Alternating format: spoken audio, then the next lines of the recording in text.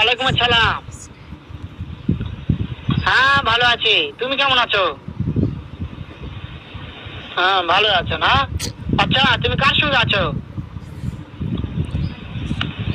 ওই মাদার চোরের সঙ্গে।